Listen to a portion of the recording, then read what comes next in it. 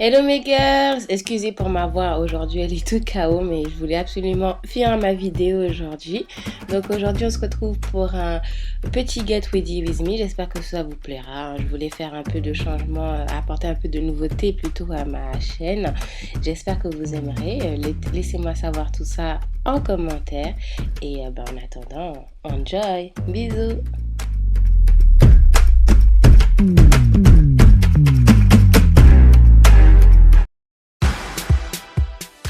Je commence avec le Milk of Magnesia, mon allié de cet été, de tous les étés même.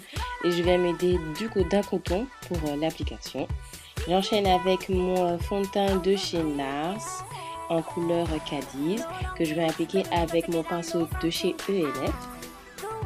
J'enchaîne avec mon anti-cerne de chez NARS, toujours en couleur caramel, et que je viens estomper blender plutôt avec ma Beauty Blender que vous pouvez trouver maintenant chez Sephora. Au prix de 16,90 €, donc les filles, s'il vous plaît, ne l'achetez pas plus cher, surtout qu'à Sephora, il y a beaucoup de réductions à -20, -10% selon la carte que l'on a. Bref, j'enchaîne avec la poudre de chez Benai en couleur banana que j'applique toujours avec ma Beauty Blender. Ensuite, je viens prendre ma poudre de soleil de chez Sephora en couleur foncé Deep numéro 3 et ce avec un pinceau de la marque G-Sup, les pinceaux qu'on trouve à 13 €, à 7 à 13 € sur internet, eBay. J'avais fait une vidéo avant précédemment, je vous la mettrai en barre d'infos.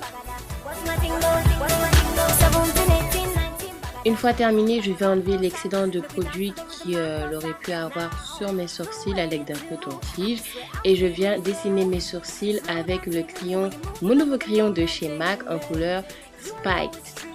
Désolée pour l'accent.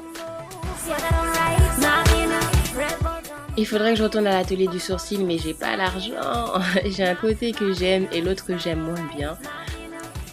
Enfin, bref, je vais enchaîner avec mon nouveau blush de chez MAC en couleur Lovejoy que j'adore, j'aime trop. Franchement, je l'aime trop, je le mets pratiquement tous les jours. Tellement je l'aime, je souris quand je l'applique. Je suis trop bête. Là, j'essuie mes paupières pour enlever l'excédent de produit. Et je viens faire mon eyeliner avec mon gel liner de chez Je Mets Maybelline et mon pinceau de chez Emma.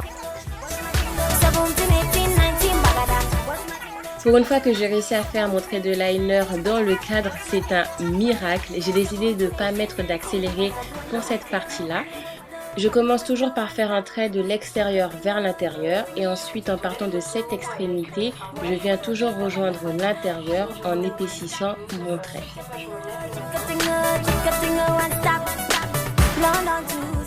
Voilà, je recommence l'opération jusqu'à temps que le résultat me plaît. Surtout quand vous faites la pointe de votre liner, ne tirez pas sur votre paupière parce qu'une fois la peau lâchée, le trait n'aura pas le même aspect. Au passage, c'est un peu la même chose pour l'application du blush. Il ne faut pas sourire pendant l'application parce que quand on sourit, les pommettes sont surélevées. Quand on sourit plus, elles redescendent. Ça donnera juste l'aspect fatigué ou l'aspect d'une fille qui ne sait pas viser ses joues tout simplement. Voilà ce que ça donne, j'ai fait l'autre côté hors caméra. Donc les deux côtés ne se ressemblent pas à l'identique, mais bon, il n'y a que moi qui verra la différence, donc ça passe. Dites-vous ça, hein, c'est toujours dans notre tête, en général les gens ne remarquent pas nos petits défauts. Je viens faire mes cils avec le mascara de chez L'Oréal, le manga quelque chose que je n'aime pas d'ailleurs. J'ai perdu et c'est pas plus mal. Et je viens forcer avec un autre mascara de chez Kiko qui ne m'a pas beaucoup aidé aussi au passage. Je pense commencer un traitement pour mes cils de toute façon à la fin du mois dès que la paix décidera de ramener ses petites fesses. Ensuite, je viens appliquer pour la première fois un highlighter de Gold Deposit de chez MAC que je viens déposer avec précaution sur mon visage par petites touches vraiment pour ne pas ressembler à une boule à facettes. En vrai, on voit quand même que les paillettes se déposent même si à la caméra on ne voit pas trop. Je vous assure qu'en vrai, on voit le résultat. Mais bon, après je vais en mettre un peu sur mon arc de Cupidon pour apporter un peu de lumière à cet endroit-là.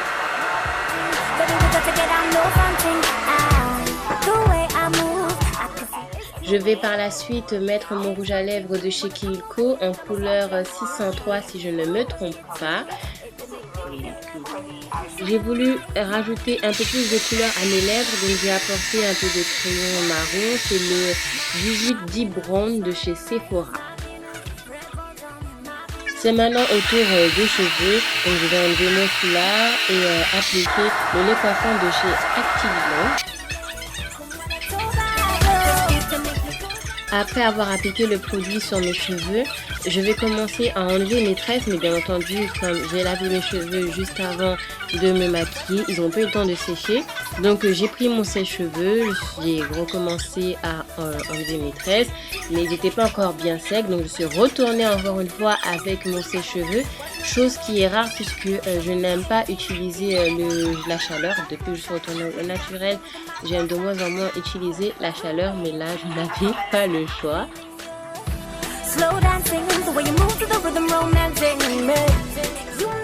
Ensuite, je vais enlever mes tresses une à une en essayant d'être la plus douce possible pour pas perdre trop la forme de la tresse en fait. Mais maintenant, j'ai trouvé la technique. Une fois que j'ai fini de me laver les cheveux et avant même de me maquiller, je m'assois devant le ventilateur. Comme ça, mes cheveux sèchent pendant que je fais mon maquillage et avec de l'air frais. A l'aide de mon peigne à queue et de mon peigne afro, je vais venir styliser mes cheveux. Mais avec mon afro, j'ai droit à beaucoup de surnoms. Je ne sais pas si ça vous arrive à vous aussi. Mon boss qui me demande si je me suis coiffée avec un pétard ou genre ma mère qui me voit avec mon afro et me demande si je comptais sortir comme ça. Ou encore hier, ma marraine qui me dit que je ressemblais à qui déjà? Ah ouais, Tom Sawyer.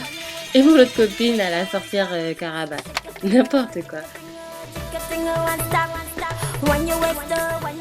C'est maintenant au tour du gel que je mets très rarement. Là, ce jour-là, j'avais le temps puisque j'avais rien à faire. C'est pourquoi j'ai pris le temps de me mettre du gel. Mais en temps normal, je me coiffe et je sors comme ça.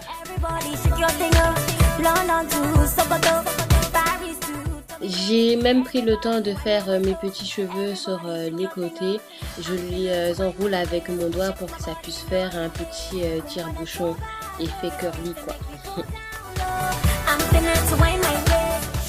Oui, j'allais oublier, je me suis procuré il n'y a pas longtemps le Fix Plus de chez MAC. Je le vois partout et ça fait 1 an que je voulais me l'acheter, donc je l'ai acheté.